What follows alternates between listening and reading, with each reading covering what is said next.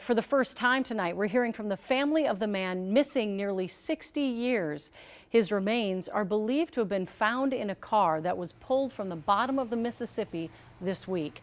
Police say the car was registered to Roy Benn, who went missing from Benton County in 1967. Gordon Severson spoke with Benn's great nephew today and is here with that story. Gordon? Yeah, according to Jeff Benn, he is one of only 2 surviving relatives of Roy Benn. There's also an aunt who lives in the area. Jeff says he grew up hearing the stories about his great uncle, with family members wondering if the mystery would ever be solved.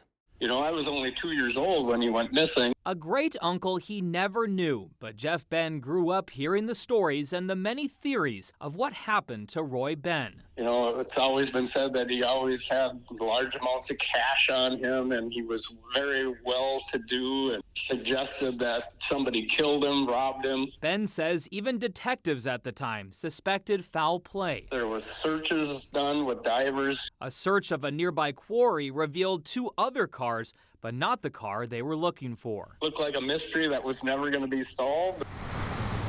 Benn says he was shocked when he got the call this week that his great-uncle's car was found nearly 60 years later in the Mississippi River in Sartell. You know, and I was on the phone with the Benton County detective when they pulled the car out of the water and found the remains and found Roy's wallet with cards on it with his name on it. A team at the Midwest Medical Examiner's Office is now working to identify the human remains. Benn says they are likely using a DNA sample he provided to an investigator back in 2018. They came and swabbed my cheek for DNA and put it into a nationwide missing person database.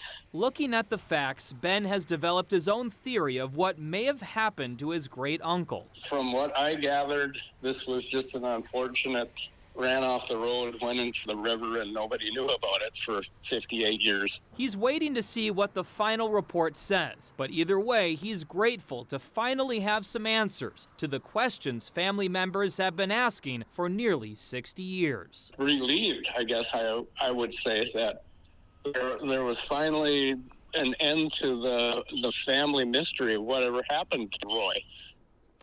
It's truly amazing that nobody found this car until now. Jeff told me that when the dive team pulled the car out of the water, they found several fishing lures hanging on it. I'm sure a lot of those people assumed that their lure got snagged on a rock or something. They probably never imagined that their lure was stuck on a car that has been missing for nearly 60 years. And I think that just points to so many people were there within feet of this, not knowing that it was underwater. This is truly an amazing story. I thought it was really something that they found what appear to be maybe business cards or something with his name on it that lasted all these years. Yeah. And they talk about him having a lot of cash. Did they find any cash in the car? Well, officials wouldn't confirm if they found any cash, but I did learn a little bit more about the amount that they might be talking about. I ran into the Sartell police chief, and he said that it was maybe like 500 or 1,000, which was a lot of money back then, but it's not maybe the thousands of dollars that maybe people were assuming when they heard that. So, but no word yet on if they actually found any money and if it survived in that water. All right. Thanks, Gordon.